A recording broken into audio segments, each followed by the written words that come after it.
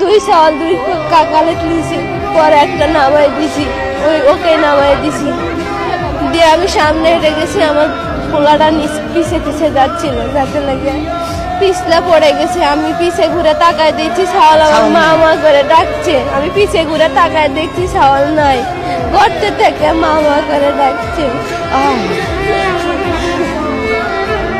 এখানে একটা আপনার এই ট্রলি বালকানি আসছিল, আসে ওই জন্য পুঁতে গেছি। আর মা আবার আসছিল ছেলে ওটা ট্রলিটা ঠেলে দিতে দিয়ে আসে, দেখে তো একটা ছেলে তুলে নিয়ে যাচ্ছে, ট্রলিটা ওখানে বালকা নামা ফেলে দিচ্ছে। ট্রলিটা নিয়ে আসে ছেলে একটা তুলে, আর একটা একটা ছোট ছেলে আর ছোট ভাই তুলে আসে। আর মাজলা ভাইটা এই গর্তের ভিতরে পড়ে গেছে। মায়ের দেখে তার ছেলে না, এখন গর্তে থেকে মা করে ডাকছে। এটুকু শুনতে তার খবর পাই আর কি। টানা ফায়ার স্টেশন থেকে একটা সময় খবর পাই আমরা জনবল নিয়ে টানা উঠলে আমরা আসি, এখন ঘটনাস্থলে আসি।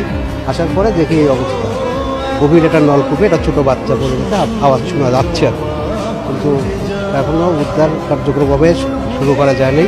চিকন গর্ত তো লোক ঢোকা যাচ্ছিল, এই জন্য আমরা মোটামুটি আরও এই পতি সাহেবের সাথে কথা বলেছি, ডিওনো স্যারের সাথে কথা বলছি।